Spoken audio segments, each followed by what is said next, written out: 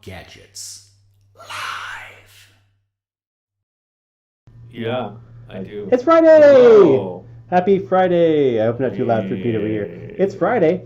I have a it's a Dr. Pepper Clear. Thanks Is that to like the Pepsi Clear? Is that which product from long ago? I'm doing a Trump drink. Look at this. I'm using two hands drink. Don't do Oh, that. sorry. Don't do that. Anyway, hey, it's Friday. I have Dr. Pepper. And we're going to show off a couple cool Arduino projects and some things we've been working on here. Oh my gosh, we have too many green I things. used the green plate. We have green plates against green screens. Yeah. But we're going to talk about a couple cool projects we're working on, some things we've been showing off, some new kits we have, and what we're kind of working towards here with online curriculum we're putting up for free on our website. As always, I'm Josh from BrownDogGadgets.com. There we go. Over here is Pete. I'm over here. Hello. Not just a disembodied hand, but a person with a real background effect, too, if he wants to go background effect. That's the background Pete effect. I'm in the TV. I think you're in the cyber, is what they call it. Anyway, so if you like what you see here, some of these projects, the resources we have are always free on our website for anyone to use, whether or not you want to buy our stuff. You can find those at browndoggadgets.com. You think we're really cool? Follow us on social media. Seriously, follow us on social media. We don't post, we just literally post like, look at this cool thing we're making. That's what we post all the time. Here's a link to resources, or here's a coupon code. If you make something cool, share it. Seriously, let us know. Share and share alike. Share. Like, I made a really cool Lego project, or like, I made a really horrible project. Share it with us, and we'll share it with other people so they can all know your successes and failures. Indeed. So, Josh and I have some stuff you haven't even seen yet for today, so... It's true. He just presents me with like, look at this cool thing I did. I'm like, okay, good work. And more. So we're going to stop looking at my face on a large screen and go to the small screen. Overhead. Little Josh. Overhead. And we're going to start out with some different projects, including this really cool one that Pete made. So I'm going to do this. I'm going to zoom out a bit so we can see the entire glory of this project. So early in the week with Maker Camp, hashtag Maker Camp, through Make Magazine, we made a little battery tester project with a clothespin. We've been doing this. It's on our website as an activity. It's really easy to test batteries with it, using some of our nylon maker tape and a clothespin and an LED. Just, is this battery good? Yay. So we did this, and then Pete walks in with this crazy contraption this morning. And this, I imagine, is a piano, right? Sure. Is Andy complaining about our sound effect, by the way? He said our audio is still weird, like from yesterday, but we're just gonna keep going. We'll have to troubleshoot. We could mute you. See here. What if we? Maybe we should mute you. Could change my gain. Andy, is it any better?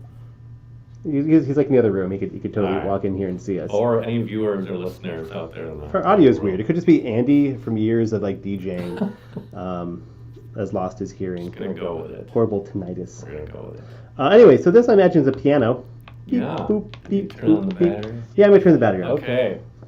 So this is a fun one because typically when you make piano projects, you press a button to make the sound effect. Mm-hmm. But this is the opposite.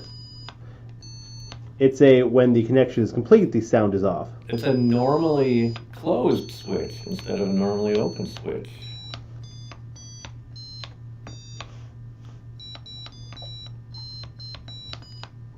Oh no, You there's need one more key. I need one more to do Funky Town. I didn't grab enough clothespins. It was a rush build last night. You can fake it though. Beep.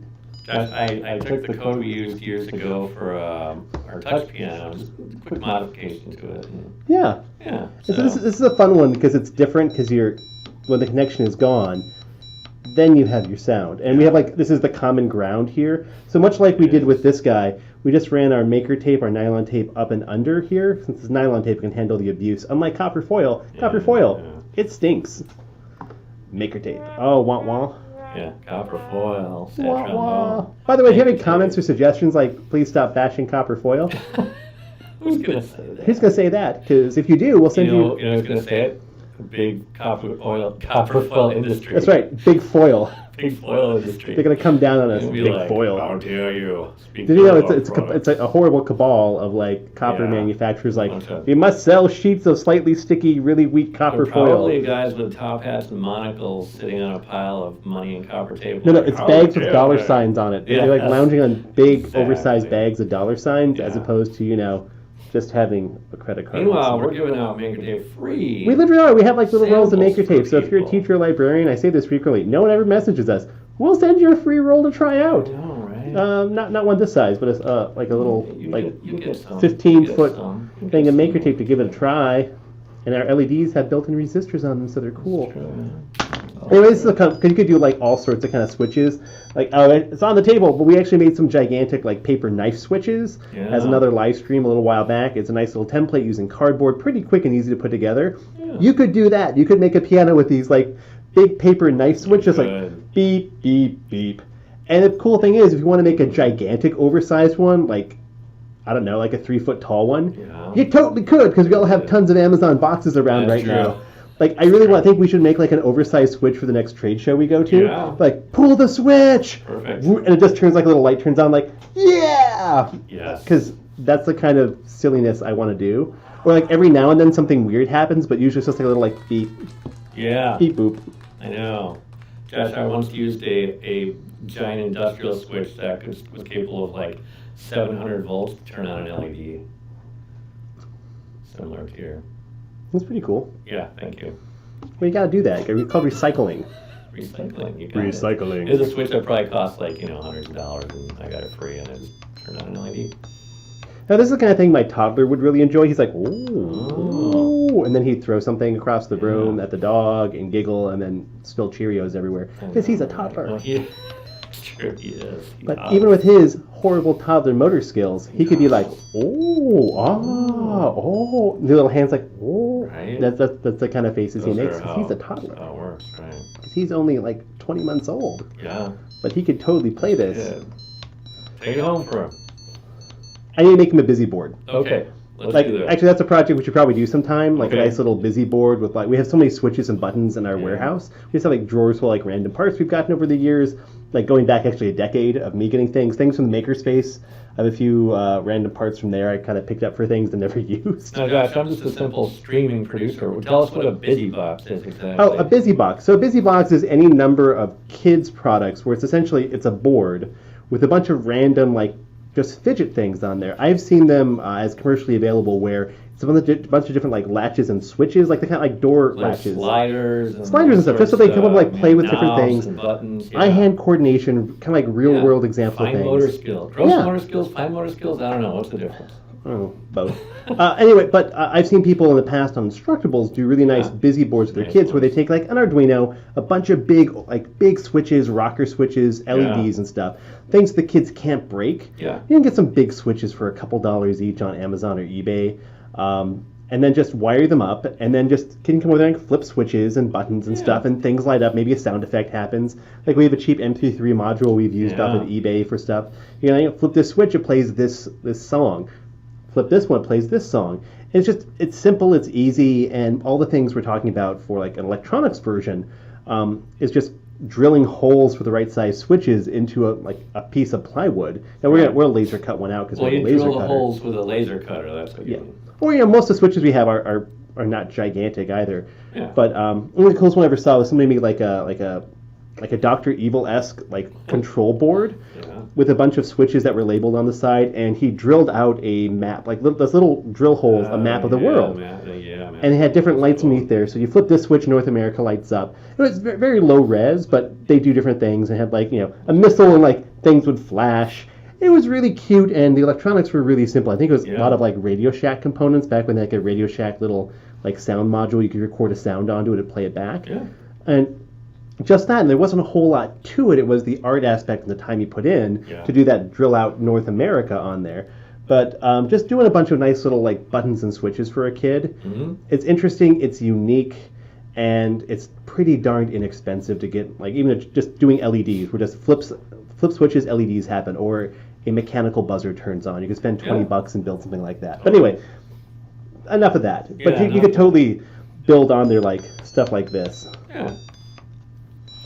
So I have a dog underneath the So- desk being loud. So that's this project, which, Pete, will this go up onto our website sometime Oh soon? yeah, it's probably maybe today, maybe next week. It'll be there. The code's already done. It's just making up a diagram. And this is pretty simple, just the way it's hooked up. It'll Yeah. work with, by the way, any Arduino. We're using our robotics board here with our maker tape. You could do this with any Arduino and a piezo speaker. Yeah.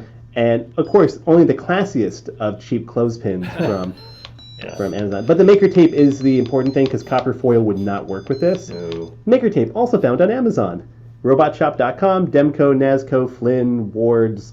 Make a list We of have a these things. freaking long list. I tried making a list once. I still forgot people. I was like, resellers. We're happy. Yeah.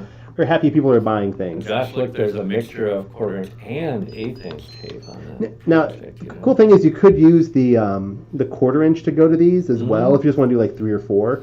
The 1/4" does line up pretty perfectly with these holes. Yeah. 1/8" just make sure there'll be no overlap, and you can always Yeah. run stuff from off the other side too. Yeah. Yeah, this is a version of like the capacitive touch project that we have, Yeah. a touch piano using conductive paint, a different board that has capacitive touch in it. Now, Pete, could you do this with a microbit as well? I'm sure you could. Yes, you probably could if you want to go We probably microbit. will. We probably will do it with a microbit later with our upcoming bit board, which Bitboard. this is a prototype. We'll have more information on that later. Coming to Kickstarter in September, probably. Anyway, we're going to take this and move this aside because I have other things to get done today too.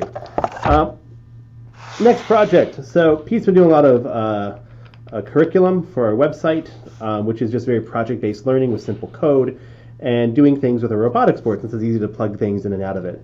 And so we have our little potentiometer part and this little 7-segment display where you turn the knob and it goes, increases or decreases. Coming up. Up to 100, right, Pete? It should go to 100, yeah. Because I'm all the way over on this, and it should just Yeah. go. Now, Pete, if I want to make it go up to 200, is that possible? Yes, in Wh- fact, I've what already about- tested what about that. 300? Ooh, yes. The 400? problem, yes, but as you get 500. higher, well, you could. But the problem is the resolution of the potentiometer. It gets a little flickery because it's right between the J values kind of jump around. And you Oh, see sure. it there, you know. So wait, what about 600?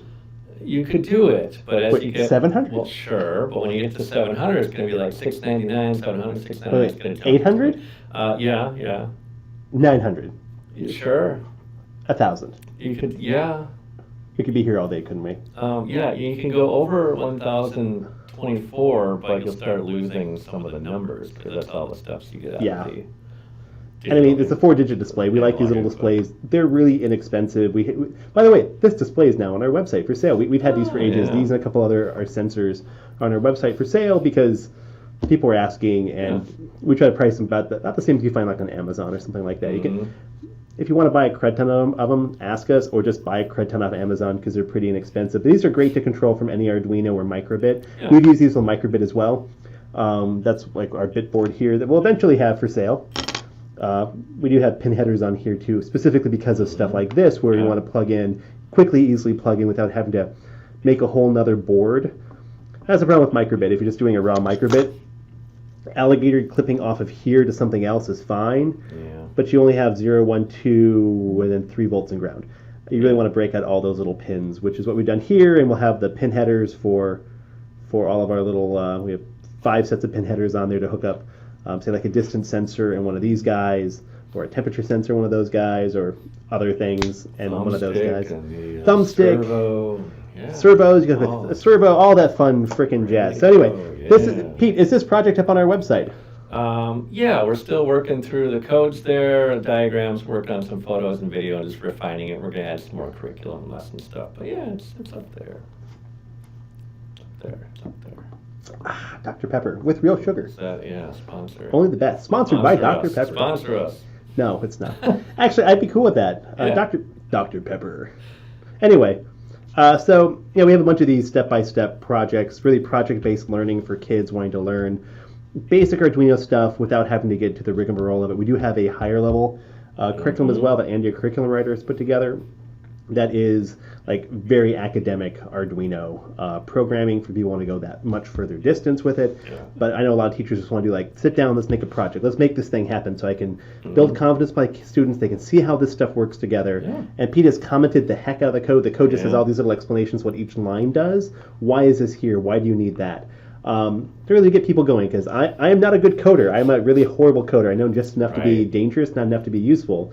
And so I like to be like, oh, that's why these things have to be here. I was going to say, I can modify things. Yeah. I'm horrible at writing things from scratch, but I know enough to modify things as need be. And Josh, this one, because of that display, has a little Arduino library you Yes. need to use, and we have instructions to walk you through installing that as well. There's a library manager in the Arduino software. You type in the name, you click install, but we wanted to have instructions on that as well. And I found that somebody had written appropriate add-ons to use with Microsoft MakeCode for the microbit as well. So you can go into MakeCode, import those settings.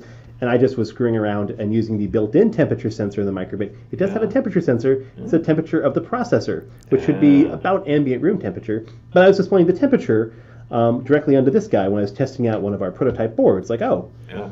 and the same with the light. It does give like a light sensor reading from the LED matrix here. So I was just displaying like, oh, dragging this setting into this already done. It was easy. Like it was really easy for Microsoft MakeCode because somebody had already put together those resources for that particular part. It was just plugging it in and telling it what to show. And we have one more thing to show in the Arduino world here. Josh, I'll take this moment to just remind people they can, if they have questions or comments or requests, type them into the little box there under the video. We'll probably see it and maybe we'll get you in the air. We got there we go.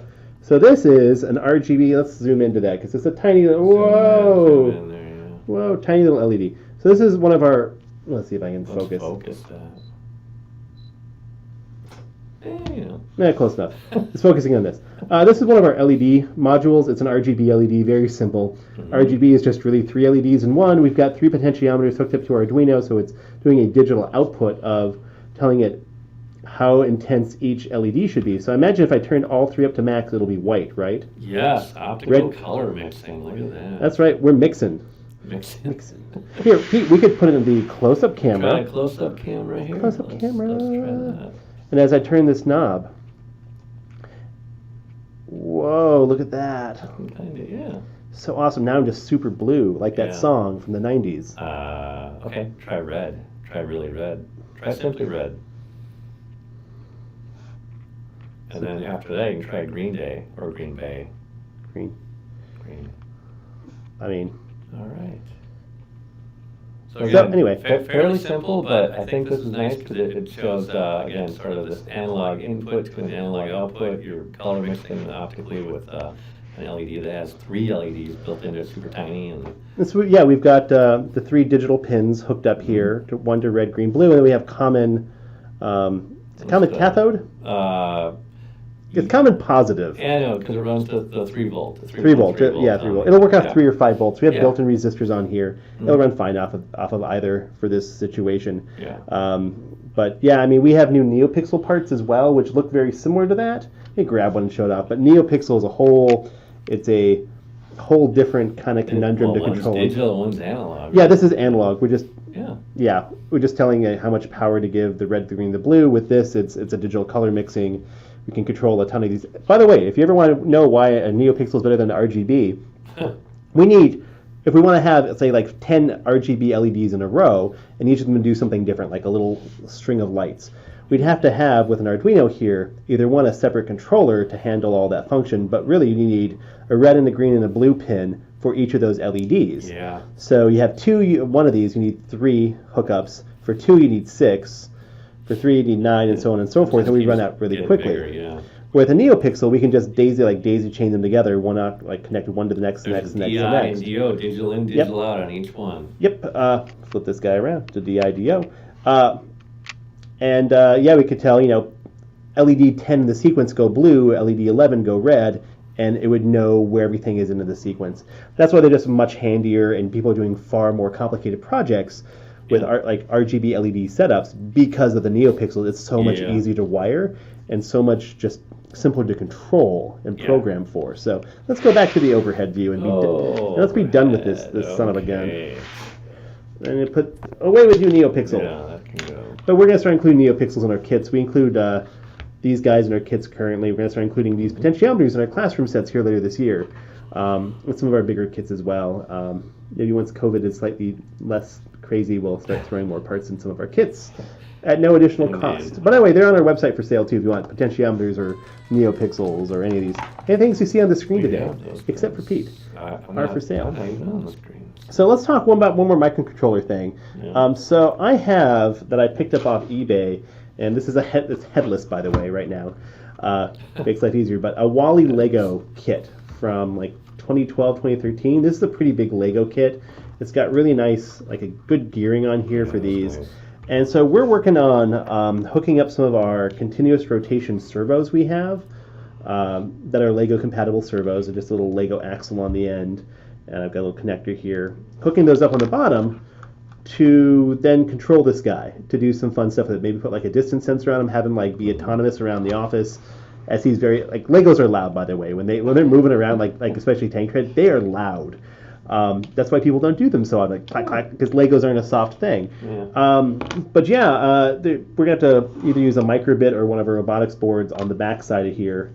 I think that's the best solution we came up with, to just mount one on the back side, because there's not enough room on the inside for anything. Even like a AAA battery holder is really pushing it on the inside of Wally without completely redoing him. And the thing is, it's a really good looking project. So adding some extra circuitry on the backside just to make him do some fun things is going to be really cool. I'd love to have him a stationary project and just have two servos on the inside. Yeah. So we could like have the arms kind of move up and down with some like beep boop sound effects, which would be perfect for the piezo speaker. Oh yeah. We could do like those kind of things, but that might be a project for a different time, because that wouldn't be so tough to do. Again, it's a really well put together kit from Lego. Yeah, Wally's a few years old here. It's been a while since Wally came out. Sad robot. It's a classic, though. It's good. But yeah, we're going to try to do some automation with this, with our robotics board and our bit board. And by the way, if you want to buy one of these off eBay, they're like $100, $120. They were like a $70 kit when they came out. They've gone up in price a bit. Oh, Lego, always limited running things, of course. What you're saying is it's a great investment because it increases in value. All Legos increase in value over time. Nice. That's the best part of Lego. Josh, speaking of Lego, let me know when I can share some Lego stuff. Wait, you have other Lego things to I share? have some things, if I can. Like today? Yeah, right now. Well, go for it. Okay, so Josh, we saw this. This was used a microscope to take a picture of the maker tape. Oh, yeah. So that's this woven tape. We saw that the other day. So what I did was I took the microscope and pointed at a Lego. So you can see the word Lego there. And you can see the surface, not really pitted, but you think Legos are super smooth, But when you really zoom in, like look at this one. They got small. It's, that's the side of a Lego where you think, oh, these things are so smooth, but it's, it's got a little Grab a little surface piece on here. it. I mean, it is ABS plastic, and it's, Yeah. I mean, here's the thing, smooth is relative. Smooth is relative. You zoom in far enough. Yeah, if zoom in anything far enough, and you're like, oh, look, there's little pits there. Yeah. But just for comparison, so this is our smooth Lego, and then this is our smooth 3D print. So that's got some look at those layers. lines on there. Probably this two was like 0.15 layer height. So Ooh, it's a pretty 0.15. good 3D print, but you can see the difference between that. So that's pretty good. I mean, and the Lego. usually I do 0.2 layer height when I do Lego, like 3D prints, just because with that.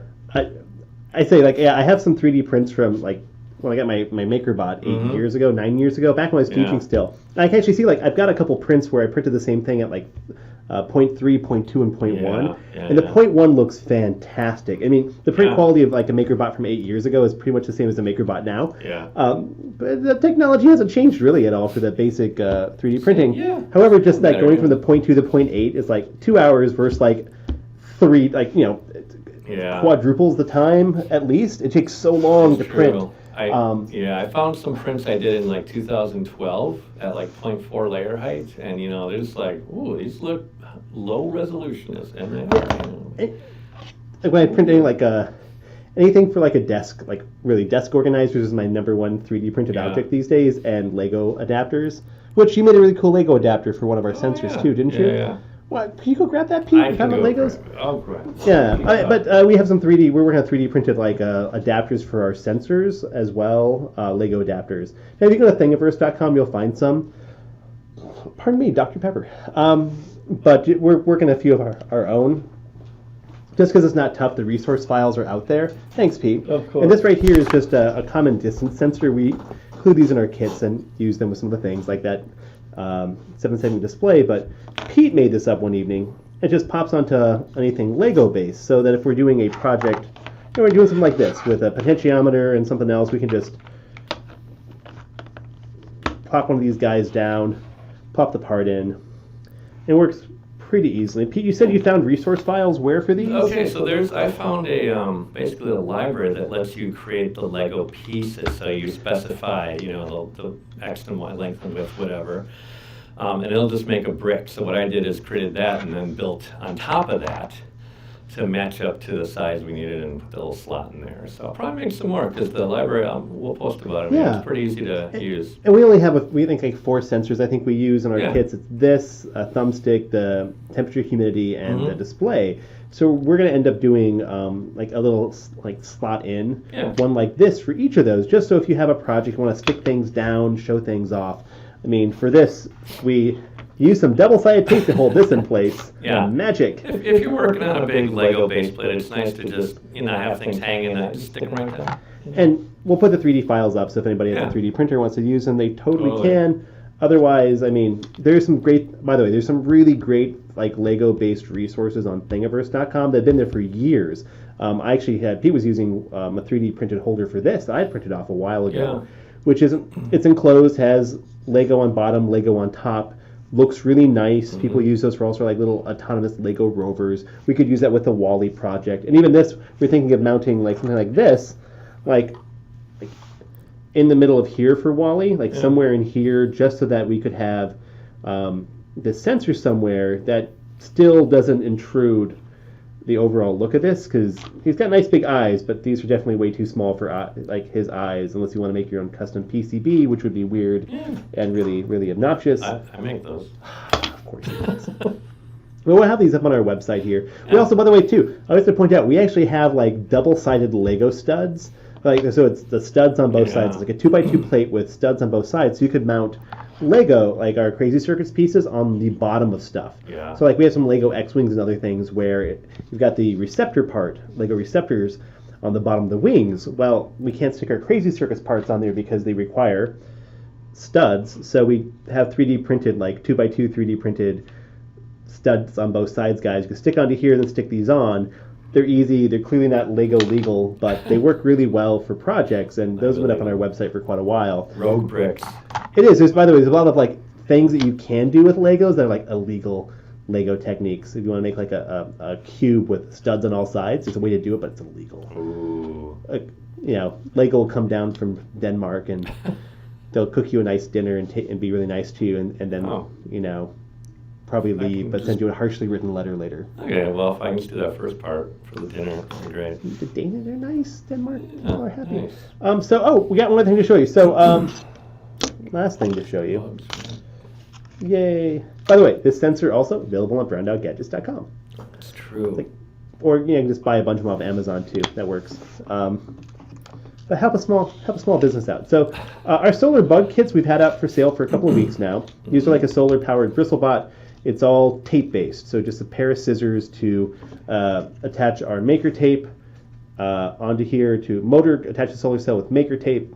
Then we have double-sided tape to hook it onto your bug body. We've got 8 different bug designs that come in our small kit. We have a classroom set as well. Yay. Looks like you can color it yourself. You can color it yourself. We printed this one out with our printer to make it look nice. But Pete, do we have a video of this thing in action? Let me see if we do here. Let's see if this works. We do. Wow! Look, I'm like side by side too with like. I don't know why you're side by That's okay. It's whatever. Ooh, solar bugs. So yeah, this is outside, sunny day outside today. It's like 20 minutes ago, or like minutes ago.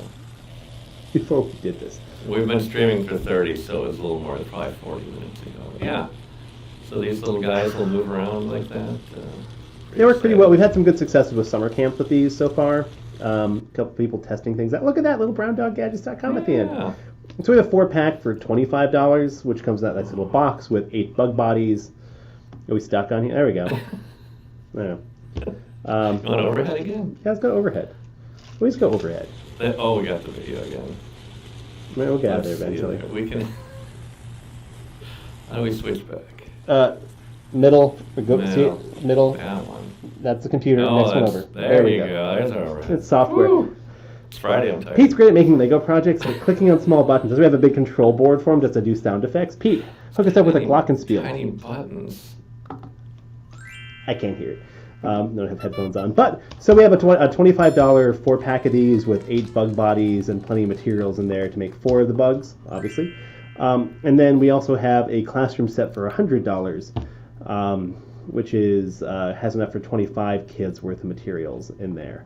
So that's, if you're a classroom teacher, whatnot, it's, plenty of materials in there. We only give 1 bug body in there, but you can print off all the other ones off our website. We have the cardstock templates on the website to print off if you want to do other ones or have the kids design their own.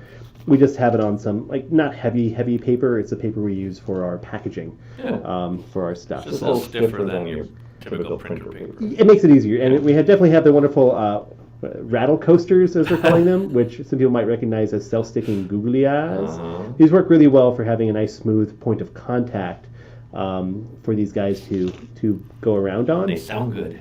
And they sound too. They have little rattling sound effects. You've got physical vibration, you've got motion, you've got sound, and this is also a really fun way of showing transference of energy. So we're going from like solar energy to electrical energy to vibrational energy, then sound as another form of vibration. So you got like some interesting energy conversion going on there, and it's also fun. So the kid, we got lesson plans for these as well to use them to test their light sources. Josh, can you flip them all over once? So how many? Some have 3 rattle feet. 3 or 4, it doesn't matter. Will it move differently if it has different amounts? When we tested it out before, it seemed like the 4 worked better. I feel like, But that's part of the lesson, right? How does the position of those affect things, right? I mean, for all you want to do, you can make like a little American flag and have that vibrate around and salute it or something. I don't Maybe know. Canadian and then can run into each other. Yes, Mexico. they can tell us what it's all about. All about, yeah. All about. Maple By the way, syrup. Canadians, we miss hanging out in your country, going to trade shows there. And teaching poutine. I conferences. miss poutine. He's really, I thought the other place by your house has They poutine. closed long Oh, ago. I used to live near Pete, and Yeah. Red Dot used to, they closed. oh, that's sad. It's going to be luxury apartments on the upper. They're going to rebuild, tear it down, rebuild it. See, I don't go down that area very often. And they closed down the sushi restaurant there too. Oh, man, Fish Cheeks is gone too, I know. Like when I lived there, I waited for like 4 or 5 years for that sushi restaurant to open. Then I moved away. You know what? Those people were so nice too. We went all the time because they were so nice. We're like, we're glad to have you in the neighborhood, and they It's were a pity. I know. Yeah, if you Small businesses, we got to support them, Josh. Yeah, I mean, In fact, the spouse and I yeah. enjoyed going there for sushi, and she's a big sushi Yeah. lover. It's her guilty food of choice. Also, by the way, too, before we should probably end this and go back to paperwork and other Josh. things. Maybe we can get to Canada when the border opens. When the They let border us- opens, when they let us Canada, in. we're not We'd allowed in love your to go country. there. Oh, you think you're No. so good with your maple syrup? They are and your, so good. And your is it steam They are so good. whistle beer? I've had that before. Steam whistle. It's there by the conference center in Toronto. Very good. Yeah. It's a Anyway, great place. with your Canadian beer and your Maple prime Leafs. ministers Yeah. who are competent and who still have inappropriate pictures of themselves when they're younger. Let's move on. I know, too much. Yeah. Anyway, Canada. Although apparently global warming is hurting the Canadian maple syrup industry. No. Yes, I know. I'm sorry, Canada. I'm sorry. Andrew want to let us know he is in Canada. We We kind of assumed Andrew, we that, figured you're in Canada. You seem nice, so you're probably Yeah. from Canada. Oh, hey, how's it going? Or northern Minnesota. Oh, yeah. Or from Duluth. All right, yeah. Gonna take the, What else we got today? Anyway, that's it. We're done. Oh, we're gonna do our bit board, which is our microbit compatible Yeah. Crazy Circuits part. We're pretty close to getting this like done up for us. So we'll be doing a Kickstarter campaign in September for this, where we'll be offering it and a couple kits at a discounted price, just to help kind of pay for that manufacturing run that we're doing, because it's going to be a while before schools start buying things again. But we really wanted to move forward with this because we like the microbit as a platform. We like being able to expand its capabilities because it has a lot more capabilities than most people realize. Yeah. Because it does have 20 pins you can break out here. That's what we've done, and you can use all those. And those work fine with that Microsoft Visual Make code, which is just so easy to use, especially if you're somebody with a small child or want to do like a one-off project without getting into doing full-on Arduino coding. Mm-hmm. That drag and drop interface, it is so darn simple to just Very simple.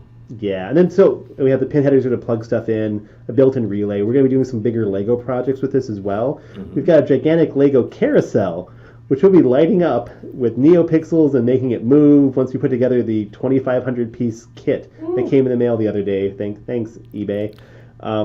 Josh, once we get to Canada, it sounds like Andrew wants to buy us some beer.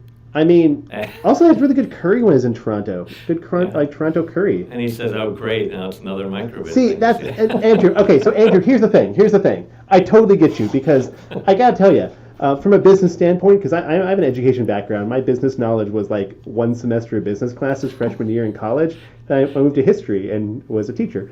But the problem with the microbit is, as a business, there's no money. Like, there's no money in selling the microbit.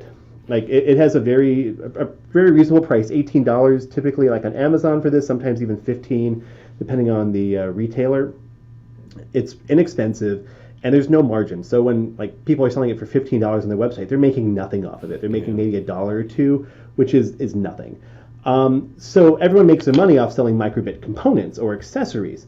The problem we run into with education stuff is that there's tons of great like awesome microbit plug-in crud galore from China and from Europe, from everywhere, because this stuff isn't that tough. The components that go on there isn't that tough. The problem is that there's no resources, and I've literally had people tell me like, oh, just buy this microbit board or the add-on. These other companies or these nonprofits have curriculum you can use. I'm like, yeah, but it doesn't match up with the hardware. Oh, yeah. It's the software is not for the hard. Like it's not there together, which really annoyed the heck out of me because I got that response from a lot of different teachers and companies at education events who, especially some of the Chinese companies who are flooding the market with a lot of microbit stuff, but even some better established companies as well who make solid hardware. Nothing wrong with their stuff at all. It's just like, oh, we don't have any education resources, which is really freaking tough because if you're a classroom teacher wanting to take things beyond a couple alligator clips on here, you need some resources. And we know that because we've been teachers, we've been museum event coordinators. Pete and Andy have worked, between the three of us, we've worked like the education field galore. But you got to have those resources because teachers aren't going to sit down and write their own curriculum for this random microbit thing you have. Yeah. And kids, as smart as kids are, if they've never used a programming interface before, it's all new to them, you gotta handhold them. At least half the kids have to be handheld. And not to rant too much about that, but the number of people I've heard as well say, kids are smart, they'll figure it out, is a horrible thing to say. And my sarcastic, I use this way too much, my sarcastic answers back to these teachers, typically well thought out, well-meaning adults, is I say to them, well, how long have you been driving a car? 15, 20, 30 years? Great. So you can change the engine block then, right? If your engine blows up, we can get you dropping a new one in there. It's like, oh no, that's too difficult. I'm like, great, but you know how to drive a car. You're an expert. You've been doing it for 20 years. These kids are 10. They've used a computer for 5, 6 years. But no, they'll figure it out. Thanks, Andrew, for agreeing with my rant. But I try to use that as my analogy because, kids are smart, but maybe you get that 10 to 20% of kids at the top who they're go-getters. They're the ones that will work through any hurdles. They're the kids that'll they'll grind. They'll grind the effort because they want to learn how to do this. They're into it. You got that middle section of kid, that middle third. They need some hand-holding to get going with it. And you've got that bottom third who either have a hard time, are apprehensive, or just are behind in general, which a lot of kids are, that need to have they need to have step-by-step directions and follow those directions. And there are those kids too that have to follow the directions. They're the kids that paint in the lines. Yeah. You got the kids who you can paint by numbers, they're doing their own thing. That's fine. But you got those kids who, if they go outside the line, they get upset. Yeah. And there's adults that are that way too. That's fine. But when you have a classroom of 30 kids, and I've been there, you got to make sure that all 30, or at least 28 of the 30, are getting it. Otherwise, your classroom management is just insane. Like you're failing as a teacher if only a third of your kids are doing fine. So that's what we're trying to do, like the curriculum to go with this, and that's a big part of what we're doing with our classroom sets, be it with the Arduino stuff or the upcoming microbit stuff, is just making sure we have that step-by-step hand-holding curriculum for teachers. So not having to go to Teachers Pay Teachers or some NASA.com, .org, .gov, that's something, and find a random curriculum to go with the stuff they have. Try to make something kind of work.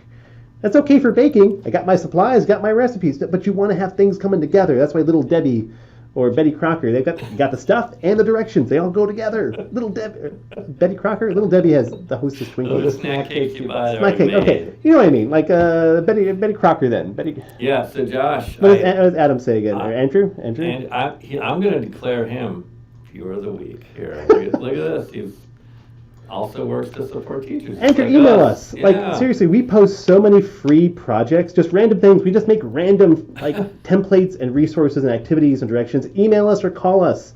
Our website, browndoggadgets.com, which people throw up here. Beat. Beep. Yeah. Email us because we've been putting together custom kits all summer for people. Yeah. And I mean, we're live streaming just to show stuff off because we can't go to trade shows anymore and show things off or do Yeah. workshops or ed camps or any of the other stuff we do.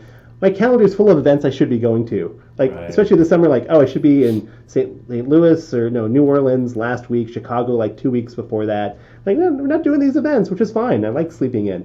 A little bit more. And Key Largo, Montego, there were a couple of different places we were.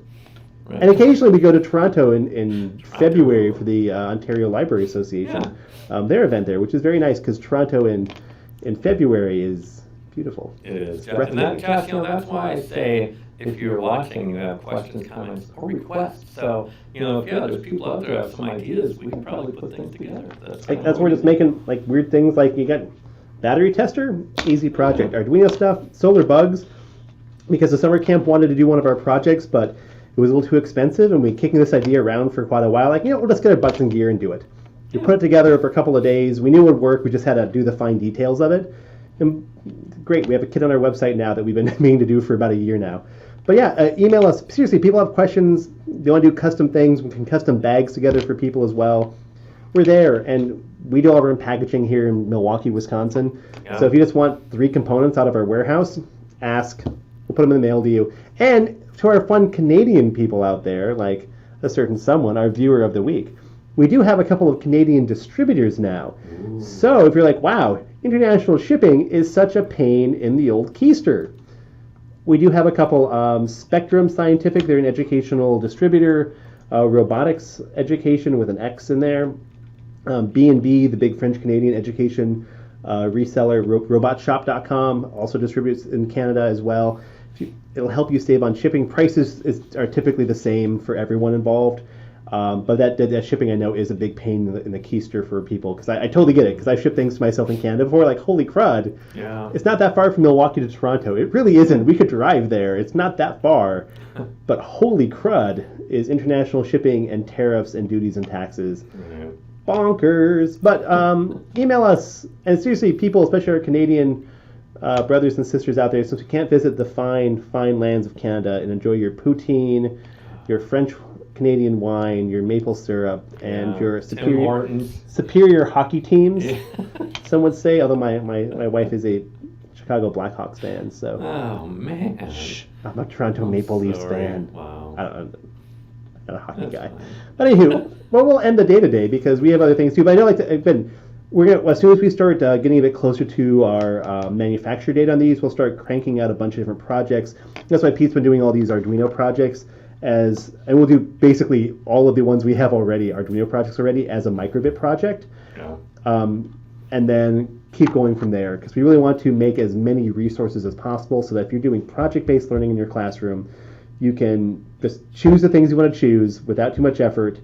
And even if your teacher's never done programming stuff before, the kids are having a good time, your classroom management is easy, and everyone leaves with smiles having learned something, which is great for you, the kids, and principals who happen to walk in while you're doing things. Nothing more a principal hates more than walking in like, why is this place chaotic? I'm like, you caught me the 5 chaotic minutes of the week. Like, this is like the worst thing right now. Something bad. They always walk in at the wrong time. Principals. Yeah. Great, that's why I don't have it anymore. What else can people do? Bosses named principal. Anyway, follow us on these various websites and domain names. As always, I'm Josh from Brown Dog Gadgets. Off to the side here is Pete. Hello. And this episode, once again, brought to you by caffeine. We'll be back next week doing some more projects, doing some step-by-step guides, as well as doing some stuff with Maker Camp through Make Magazine on Wednesday. Yeah. But we'll be, again, always posting new projects. If you really get fancy, follow us on our mailing list. Oh, wait, there's another comment. Who is it? Is it Cat Science Oh, Club? no, sorry, no cat. Andrew mentioned, I think you mentioned the Blackhawks. I think he's saying half their players are Canadian. Is it the upper or lower half? Because I mean, are they hitting or are they skating? Left half, right half. Just like their big Inside, bushy outside, beards. we don't know. I don't know. It maybe helps against getting pucks in man. the face. I'm not a hockey guy. We I don't know. don't know. All right, I think that's it for today. We should go do. I got Lego things to physically make. I'm making Okay. a HAL 9000 Lego project. I got. It's a Ooh. custom Lego project. I found directions for and you can buy the parts for. We're gonna make a HAL 9000 of Lego, like the faceplate, and then have it say, like, "I'm sorry, Josh, I'm afraid I can't do that," or something weird like that. But yeah. we'll put a distance sensor next to it, so when you walk by, it says like a thing, and just be kind of funky and weird. Because why not? Why not? Because that's the kind of things we make. All right, We're getting out of gonna here. end it now, right? Goodbye, everybody. Okay, goodbye. Thanks for watching. Please visit browndoggadgets.com for parts, projects, and curriculum. Follow us on social media at browndoggadgets. Check out our live streams at Facebook, YouTube, and Twitch. We'll see you next time.